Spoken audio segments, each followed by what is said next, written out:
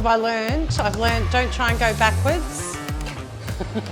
Don't lean backwards. And just take small steps. You don't need to show off. I think we should just go. Yeah?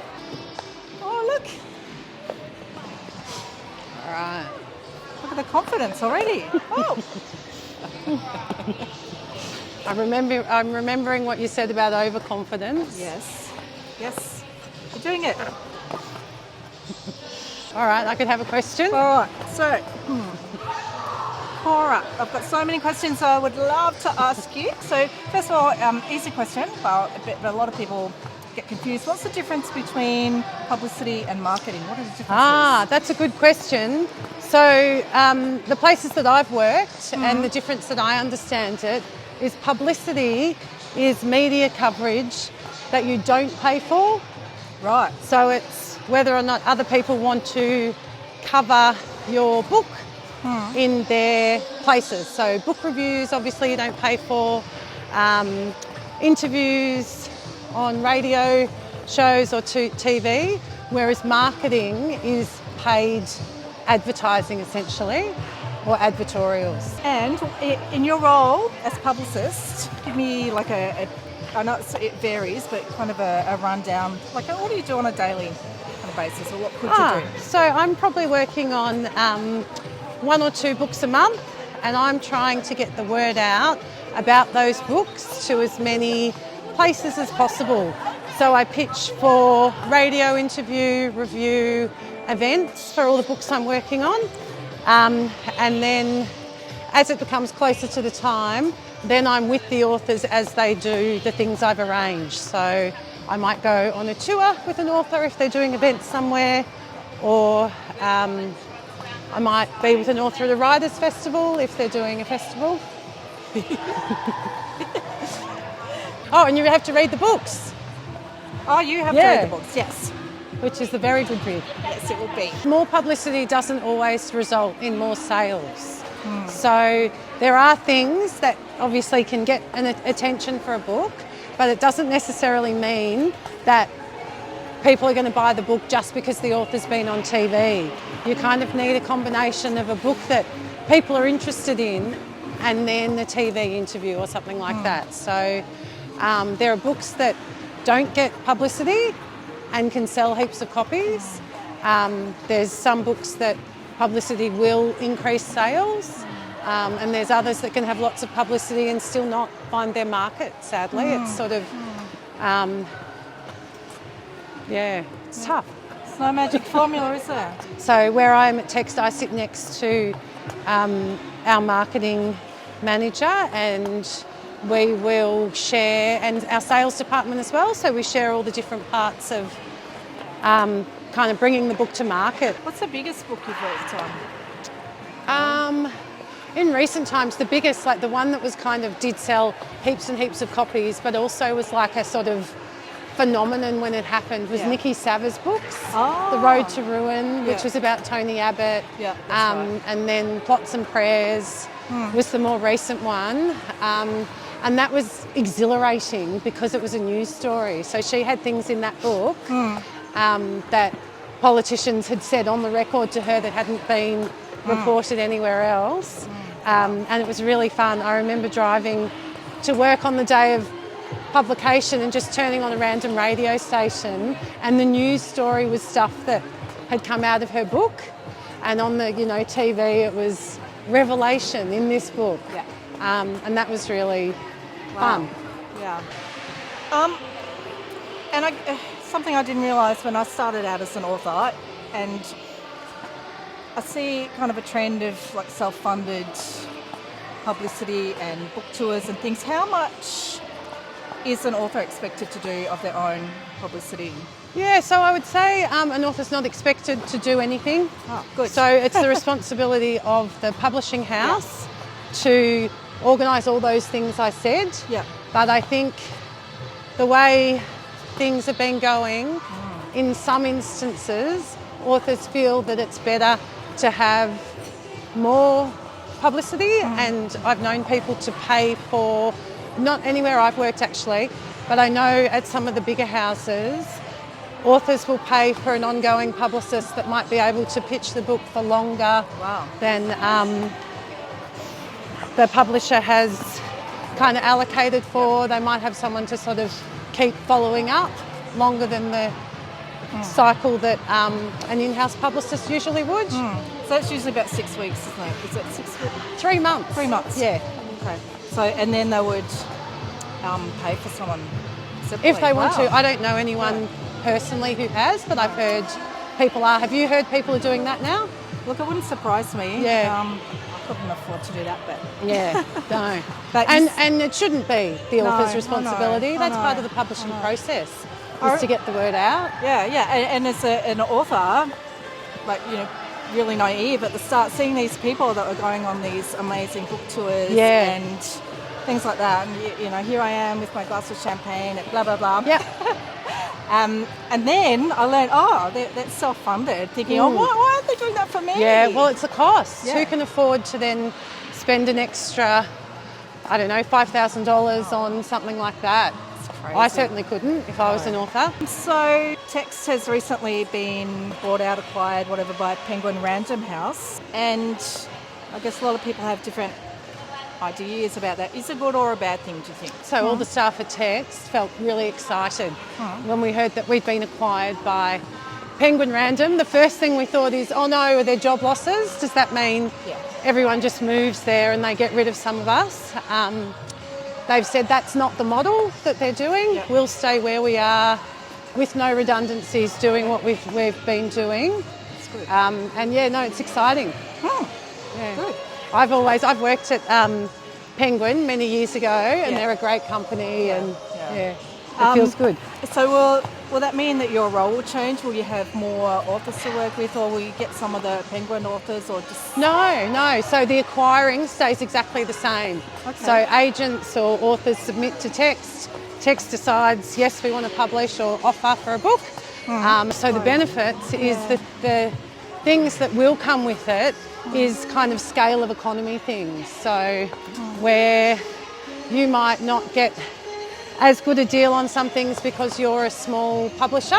Yeah. Once you're with a big publisher, you might get discounts in kind of areas. I'm kind of a bit scared about the whole independent publishers being... You know, I'm scared that not so many literary fiction books are going to be published because they don't sell well, and I don't know if bigger houses will be interested in those. So I'm worried that it'll go back to, like, you know, the 50s or 60s when we had not many Australian books in shops, and you know, I'm scared there'll be just like cookbooks and self-help books. And I don't feel like that because, as far as I know, and I'm not the expert on it, but all the people acquiring are still acquiring. So it's not that there's actually less books being purchased, it's that the ownership structure of these places have changed. So I don't see it as a bad thing necessarily for authors or for the amount of voices or the diversity of voices. I feel that it's more just the structure's changing where they're feeding into a big company. Don't forget, Allen and Unwin is independent and Hardy Grant's independent. So I know that you've got a lot of very interesting stories. Like the time when we went on tour to Warrnambool. Yes, that was fun. Oh, maybe don't name any names. What is the funniest or strangest thing that's ever happened to you while working on a book campaign? Oh, that's a hard question. I found myself in some odd situations. I've been starstruck lots of times when I've met really famous people. It's kind of weird and wonderful. I met Stephen Hawking when I used to work in London, and that was amazing. And he thanked me for the work I did on his campaign, and it was like a kind of 3-minute interaction, but it was amazing. So you're working in London? When was that? I came back to Australia 2006, and I'd been in the UK for 10 years before that. You wouldn't think I've been working in publishing for 25 years, would you? Because I seem so young. So you do, you do. When I was a more junior publicist, I remember we organised, and this was overseas, we'd organised a event and a signing for pretty kind of well-known, famous writer, and everything was set up. It was a really big kind of deal and lots of people involved. And 10 minutes before the signing started, the author said that they would only sign in a purple pen. And it was my job to run around all the shops and try and find a purple pen, which I did. And the show went on. But that was crazy. The same vintage as Barbara Cartland. It was a man, actually. Man. Just publicity and book publishing, but I think there's burnout in publicity generally. So there can be a kind of, you know, young enthusiastic people start, and the nature of publicity, not just in book publishing, is that it kind of never ends in a way. You could always be trying to get more coverage, or there's more things you could be trying, and I think, yeah, that can be kind of exhausting, and I think that kind of creates a turnover. But there's quite a few of us who have been doing it for a long time and loving it. I feel really fortunate to have worked at places where I genuinely love the books. So I was at Scribe before I was at Text, and the books that are published by Michael Hayward and Henry at Scribe are books that I genuinely love as a reader, and I think that gives a really good job satisfaction when you're promoting something that you hand on heart think you need to interview this author or review this book because it really is fantastic. I think that's helped me keep my love. Yeah.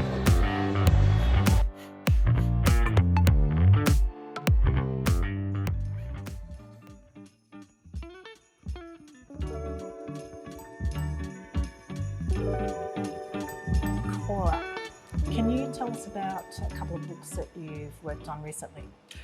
Yes. Now I brought a copy of this book. I've read that.